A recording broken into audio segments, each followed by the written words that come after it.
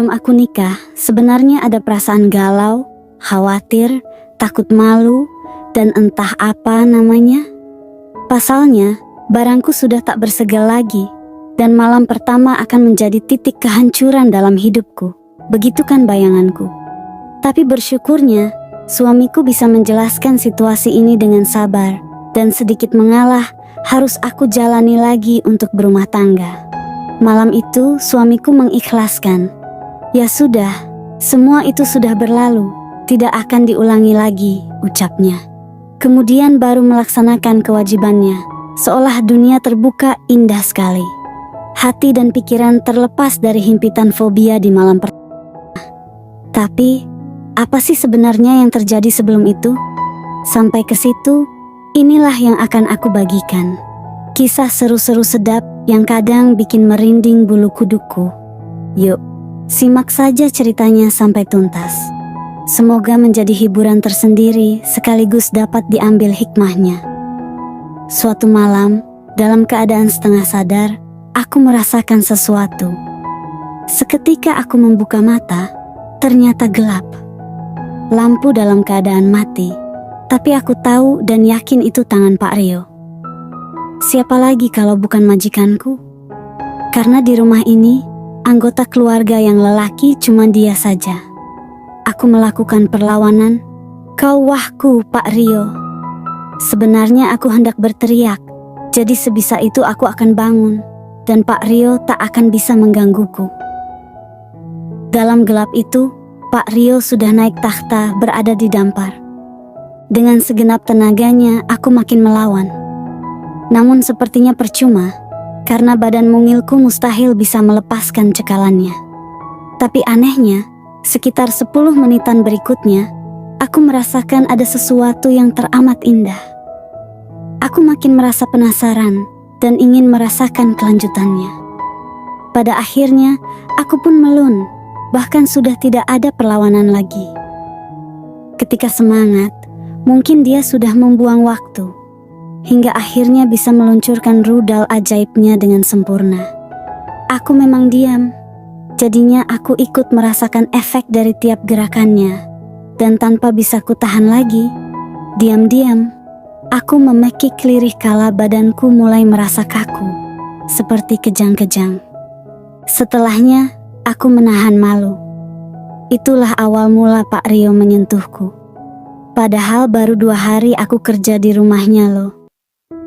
Tapi sebelum dilanjut, kenalin dulu namaku Aziza, biasa dipanggil Ziza. Waktu itu umurku baru 18 tahun.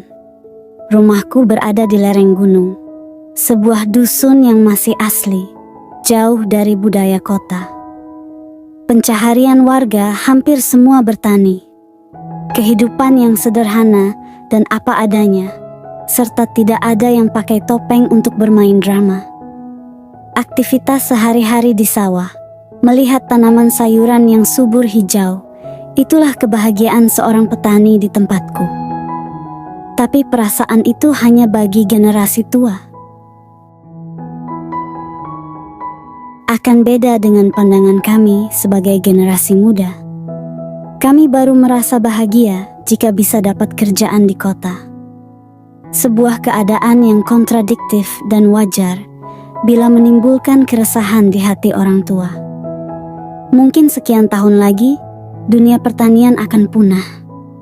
Saat itu, orang yang masih mau bertani usia paling muda 50 tahun. Usia ke bawahnya lebih suka jadi karyawan pabrik, termasuk aku. Aku juga ingin sekali kerja seperti teman-teman, kerja di pabrik. Tapi ada kendala administrasi, karena aku hanya berijazah SMP. Orang tuaku memang pernah bilang kalau anak perempuan itu tidak perlu sekolah tinggi-tinggi, toh nanti juga punya suami.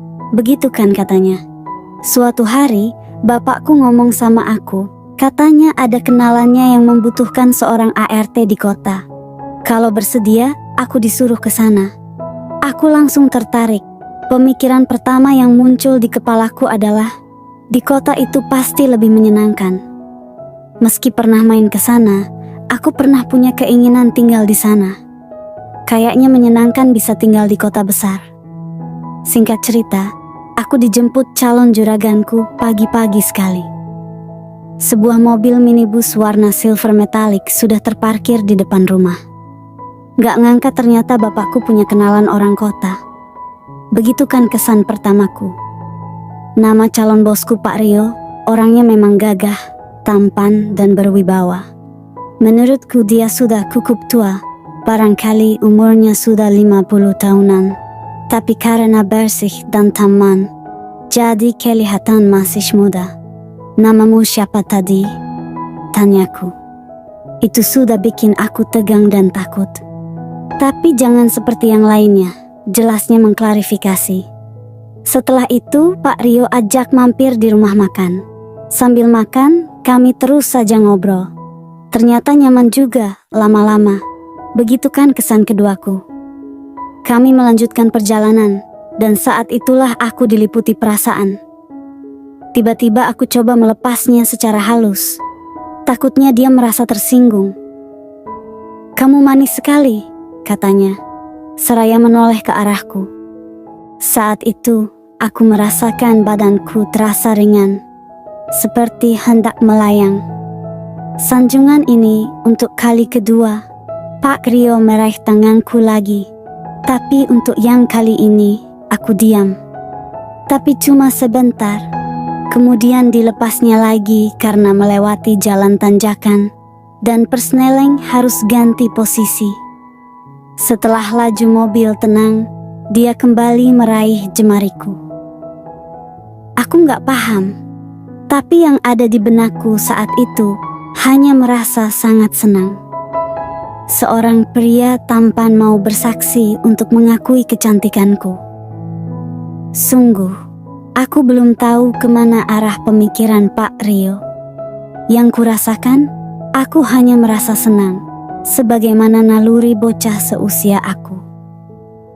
"Kamu geser ke sini dong," ucapnya sambil mengajak untuk menggeser letak dudukku, jadi lebih dekat dengannya. Hingga tanpa kuduga, dengan gerakan yang begitu cepat, Pak Rio membuat kejutan untukku. Yang kurasakan saat itu adalah tubuhku bergetar, mukaku terasa panas, dan aku menunduk dalam-dalam. Aku yakin sekali saat itu wajahku pasti memerah. Tapi anehnya lagi, kenapa justru aku merasa senang? Dan lagi-lagi aku meyakini hal itu pasti naluri anak-anak yang merasa senang karena diperhatikan. Kalau wanita dewasa pasti reaksinya akan berbeda. Mungkin minta turun mobil kemudian melarikan diri. Rupanya sikapku yang diam dan terkesan nurut itu bikin Pak Rio malah berinisiatif nyari tempat yang aman untuk menghentikan mobil. "Kok berhenti, Pak?" tanyaku heran. "Kita istirahat dulu biar mesin mobil adem," jawabnya, yang bikin aku mikir sejenak. Masa mobil masih bagus pakai ngading mesin? Ternyata Pak Rio ajak turun. Dia ganti posisi hingga menghadapku. Tentu saja aku heran sekaligus kaget. Kini posisi kami sudah berhadapan. Aku nggak berani menatapnya langsung, terus saja menunduk, tapi membiarkan dia memegang kedua tanganku.